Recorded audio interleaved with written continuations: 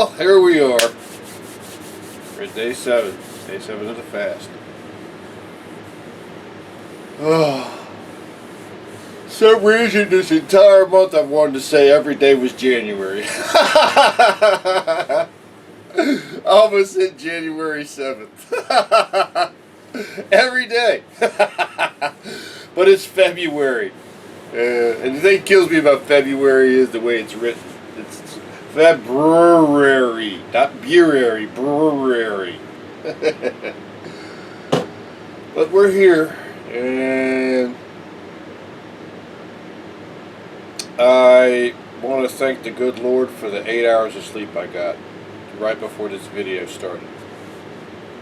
I came home yesterday, and I had a tough day at work, but I had a good co-worker, and we got through things. I'm very glad that I didn't have a lot of heavy lifting.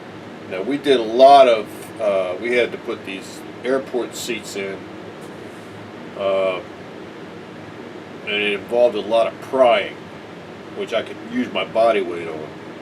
And that was a blessing. Excuse me.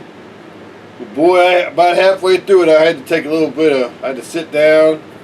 Took about 3 minutes, got my head together, got a little bit of energy back up, and then we got about halfway through it, and we took a 15-minute break and just sat and relaxed because, man, we worked our asses off from about, it was only, what, 9:30 to 2 o'clock. But we worked our asses off on them seats. We didn't stop. We only took like that 1 15-minute break, and we got a lot done for the customer. The customer was very happy. So, but it was a lot of effort. And then when I got back to our warehouse, my boss had a chair that was just being an SOB, man. This chair would not come to pieces. And so I had to take the whole thing apart. And we come to find out that the chair was, they had rigged it, the manufacturer had rigged it for a 300-pound person, which in the way they rigged it was they put a steel bar across the bottom of it. But when they put the steel bar across the bottom of it, the way these arms on these chairs, they mount is with, it's a triangular bracket with 3 holes. Well, the steel bar kicked, the triangular bracket was this 2 holes towards the outside and 1 hole towards the inside. Well, the manufacturer puts the bar on there, which is fine, but the 2 holes, the single hole of the triangular bracket on the inside, it kicked the arms like this. The arms are sitting on the chair like this because the bracket is sitting on top of this 1/4-inch steel bar. And so when you put the bolt in it, it kicks the bracket like they're like going, does anybody, why would you make something like that? What customer's going to accept that? You know, you want your arms to be straight out, you know? I'm like, look at us going, I told my boss, he's like, I know, Phil, I know, I'm looking at it too. And I mean, we're like just going, I mean, I get the point about, you know, reinforcing the chair for a heavy person. And listen, we got to be honest. Most chairs are made for people about no heavier than 250 pounds down. Okay? You have to start buying special chairs when you're talking about people that weigh over about over 250 pounds. If you don't, you're just going to be buying new chairs. And I will say this. People in corrections, God bless you. In corrections, in correctional institutions, you gotta have big people. I'm sorry, it's the truth. You can't have a little 90-pound woman in corrections. You can't have that. That's very bad. You want to have big, thick sisters, man. I mean, you want to have some 300-pound sisters, you know, in corrections. Because when they got to throw somebody around or throw them down to keep from being stupid, they got to be able to defend themselves. Otherwise, you wind up with a killed correctional officer, and then you got other correctional officers that come in and deal with it. You don't want to ever do that. And so anyway, these people are big. Same thing goes with the guys, especially with the guys. you got to have some 300-pound, 350-pound guys. And a lot of them wear belts that have like 60 pounds of equipment on it. So they got to sit down somewhere. And the best place for them to sit down, I swear to God, and I mean this, I mean it as a compliment. The best place for them to sit down in is a steel GSA chair built in 1950. And if you've ever seen it, you know what I'm talking about. It's got 4 steel legs and a steel frame. And it's got a spring base that's got like, I think it's got wheat. Actually wheat. And it's got a leather cover, a heavy leather cover on it. Those freaking chairs never freaking broke. They were built like, and they were built for freaking 200-pound people. They built them freaking chairs. You could sit a 600-pound person in there, they'd last forever, you know? But they don't roll, and they don't have arms. Now, I would submit that anybody in corrections that's actually carrying a tool belt should never have a chair that has arms on it, ever. Because what happens is they sit down in the chair, and whatever's on their belt hangs on the arm. And there's no way you can get the arms out wide enough to stop that. I mean, this is kind of the challenges that people understand about correctional officers, what they got to deal with. First off, they got to be big, you know. And people talk about, oh, blah, blah, blah, they're fat, blah, blah, blah, they're this. No, hold on, Hollis. They got to control crazy human beings. They're, especially with the guys. And look, God bless the women, the big women that are in corrections too. Because they got to deal with 230 to 360-pound men who are out of their fucking minds. That they're taking care, keeping them away from us. But they're locked inside with these people. So, but to service these people, you got to buy chairs that are made for them. So anyway, we worked on those. I didn't mean this to go long. It's going to go long. But I get excited about this because I see this kind of stuff. And nobody ever hears about this stuff.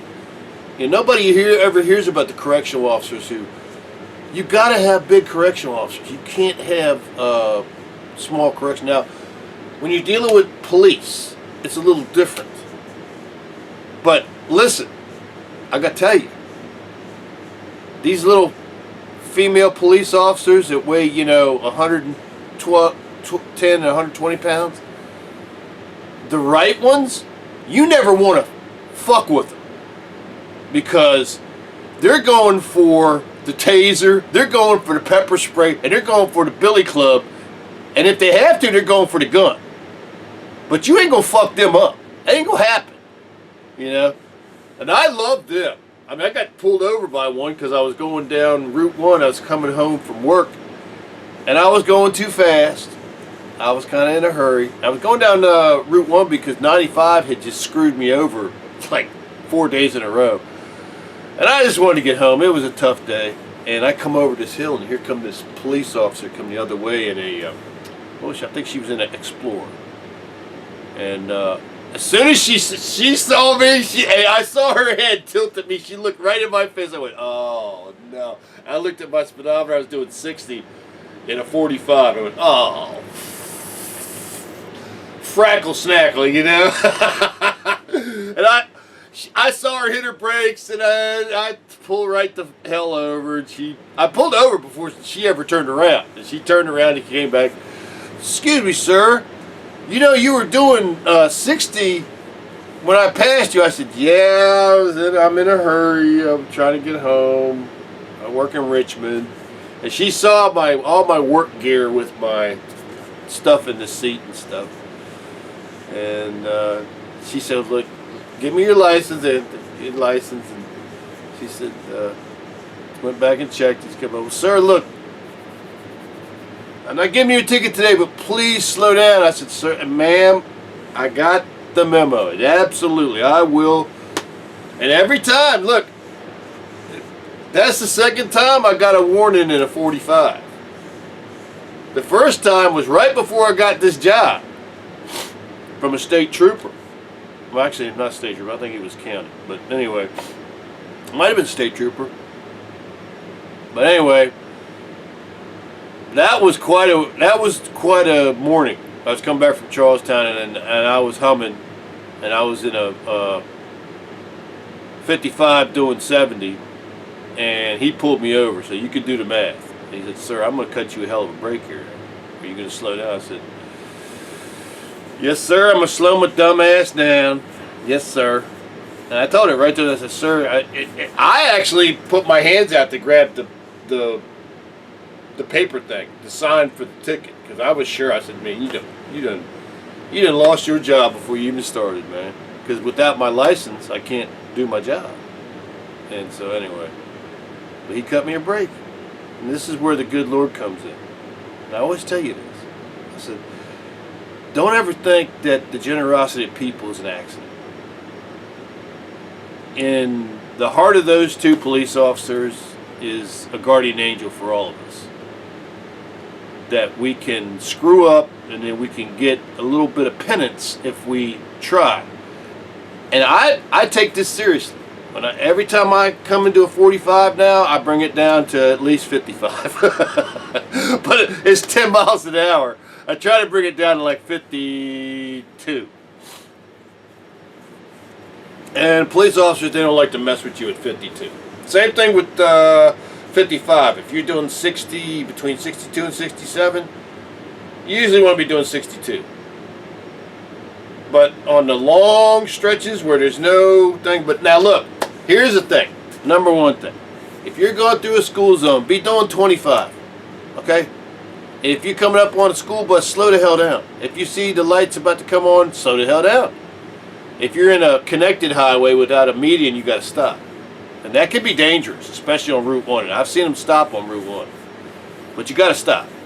You don't want to run over nobody's kid, you know? So, I don't know why I got on the driving thing, but anyway, been a good day. It's been a wonderful 8 hours of sleep. One thing I would say is, please, if you see a cop, smile at them, please, and say good morning to good afternoon, officer, how's it going? Let them back into society, because what you don't understand about cops, and don't be angry at them, they're just trying to keep crazy people from hurting you, okay? But they get cut away from society. I mean, immediately. And they risk their families' lives too in doing what they do, because crazy people, they're very vengeful and ugly, and they don't like being stopped when they're hurting people, you know. And they go after their families. They risk everything for us. So, and listen. Like I said, I'm not perfect. I've screwed up. I've heard you just heard that, you know. But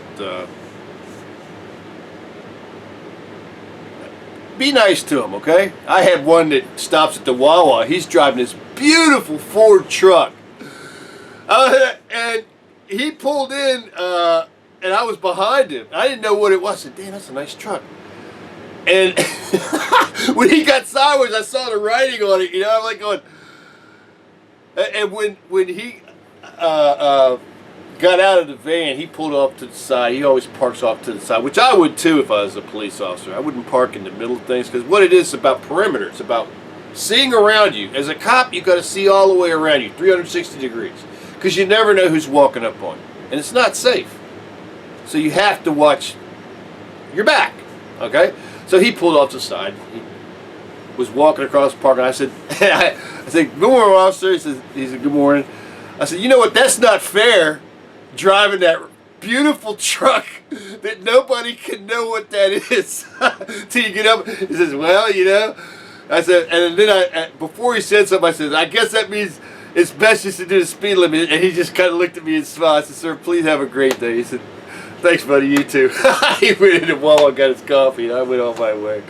And I see him every once in a while. It's a beautiful pickup truck. I mean, absolutely beautiful Ford pickup truck. And I mean, anyway. So you can laugh with police officers as long as you're respectful, you know. And I mean, don't be angry at them for them doing their job. I mean, both the times I got pulled over, if I got a ticket, it was on me. I just got, talk to police officers with respect. Because the police officer is no different than my buddy down the street. I got a police officer who lives down the street, who I don't even know the guy, never even talked to him. I leave him alone, he leaves me alone, but he's down there. And if I ever saw a car or 2 cars down there and people acting stupid, I'd grab my guns and go down the street and I would help him. And not because he's a cop. I go down there and help because he's my neighbor. He's my neighbor. Okay? And all these cops are my neighbors. They're Americans. Okay? They're just trying to help us from the craziness. But anyway, I got the 8 hours of sleep, and man, I feel good.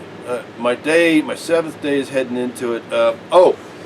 One thing I will tell you, I was really energy dropped out after 2 o'clock, and it was kind of dangerous. And I said, well, what am I going to do, because I can't eat nothing? And it dawned on me, chocolate milk. And there's a Wawa right now from this job that we stop at because I want to send my information off, my email about what we did.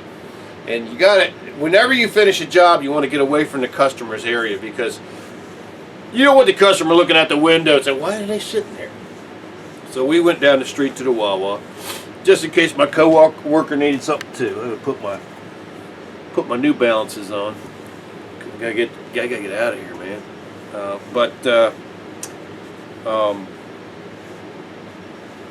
That's another thing too. How long is this damn thing going? I think it's only 15 minutes. I think we're only going 15 minutes. Look at my face, 16:52. Okay, but I got a quart bottle of low-fat chocolate milk from Wawa, and that was like a steak dinner. It really was. And I don't like, my insides don't like milk, but because it was low-fat chocolate milk, it went down and it stayed down. And I was surprised I didn't have a bunch of gas from it. But it didn't really give me a lot of energy. What it did do was it sort of just stabilized me, and that was wonderful. Was that, because I was heading down, and I was like, oh man, I got to do something. I did have my home tea with me, and I drank all that, and I did have some waters. I did go back into drinking some waters. Yesterday morning I had a bout of 2 bouts of diarrhea yesterday morning, and yesterday was day 6. On day 5 I didn't go to number 2 at all. I did a lot of peeing, but I didn't go to number 2. I just didn't feel the urge. And on the 6th, man, right before I left for work, and it scared me because I said, oh no, come on now, I can't have diarrhea going to work. I almost called in, but I did 2 real good BMs. So mostly there was solid matter in it, which blows my mind. 6 days, solid matter, but it was in diarrhea form. And then it stopped, and I was very grateful of that. And I was real careful the first 4 hours of work about drinking any more water, because I said, I gotta let things dry out a little bit down there. But I'm heading into the 7th day, and we're doing good. And I want to thank the good Lord for His involvement. My neck feels pretty good right now. My neck feels actually outstanding right now. And this was the thing. I mean, here I am in the 7th day, and I'm actually feeling so good right now that it would be tempting to do another 7 days without eating solid food. Now, I have been doing the thing with the 4 krill pill and the 4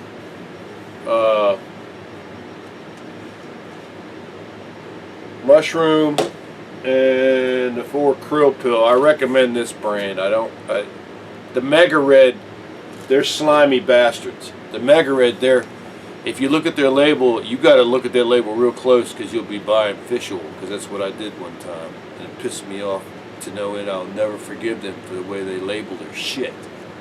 The Mega Red, that's good stuff. Their krill pill is a very good quality krill pill, but you got to be careful, because man, they label their stuff like shit. But So we're doing good, and I need to stop this so I can get this loaded and get out of here. Listen, please find a workout that works for you and do it every day. Please never drink Diet Coke or Diet Pepsi because the aspartame in it is poison.